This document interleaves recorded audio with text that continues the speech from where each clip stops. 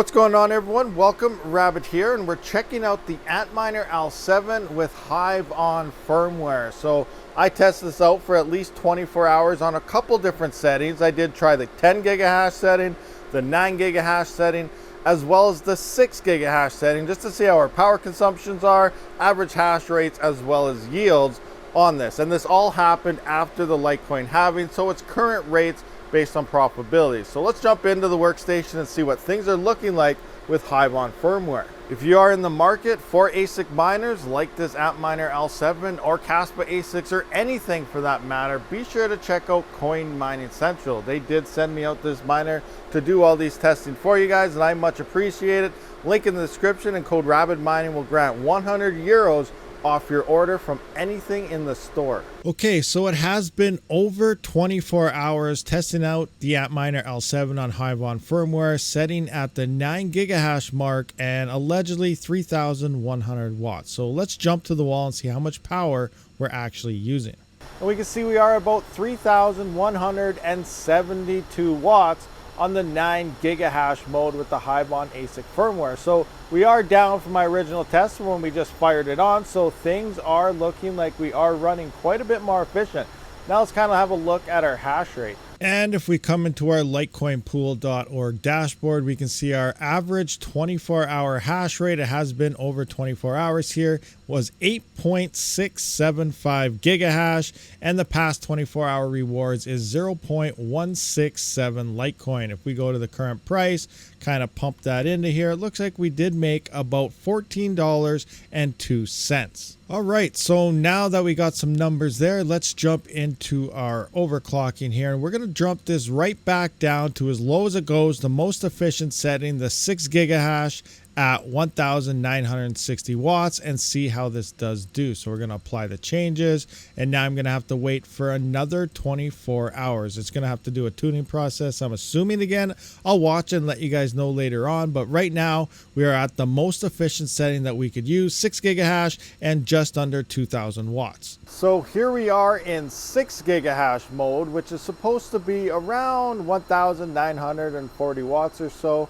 And it looks like we are 2,153 watts. Let's take a look at our hash rates and see where we're sitting. All right, guys, so for our 10 gigahash and 3,900 watts, it looks like we are about 3,957 watts at the wall.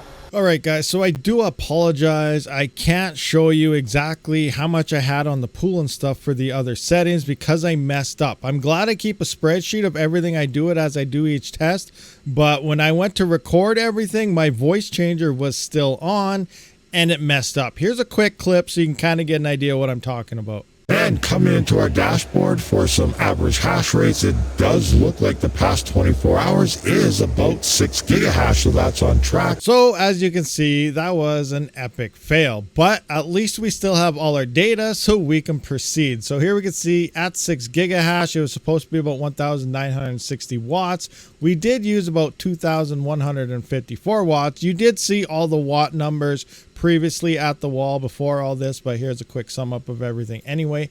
And then we did get about that 6 gigahash mark with slightly more power. That's all right. Here's the amount of Litecoin we mined. Current price of Litecoin at the time, net before power cost, was $9.77. Power does cost $5.68.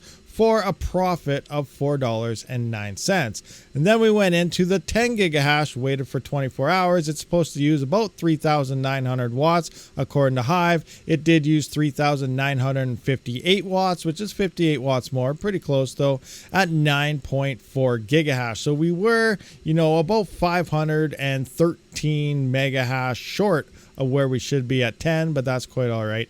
And we're at 0.1816 Litecoin, price of $82.11, and that was a net of $14.91. Power did cost quite a bit more at $10.44, which left us with profit of $4.47. Now we can see here though that the most efficient setting was actually the least profitable, but then again, we don't use that much power. Now the big thing for this, because I know one was for fully electric, he's been waiting for this video, is that you can then throw 2 of these miners on a single 30 amp circuit and not go over that. You know, if you were to run at this setting here, you would need over 6,000 watts. You would have to boost that 30 amp upwards to a 50 amp circuit in order to fully use 2 of these at a safe electricity rate without, you know, lighting a fire or something over time. But that's the big thing here with the 6 gigahash. But it does look like the most profitable setting here was the 9 gigahash setting, coming in green at a profit of $5.65.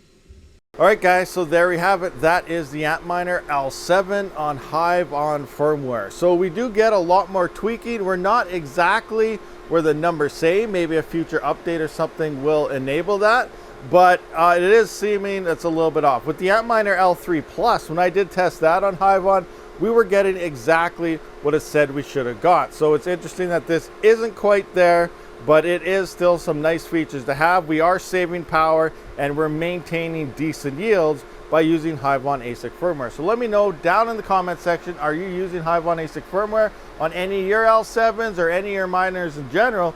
Let me know. I will see you on the next one. Rabid out.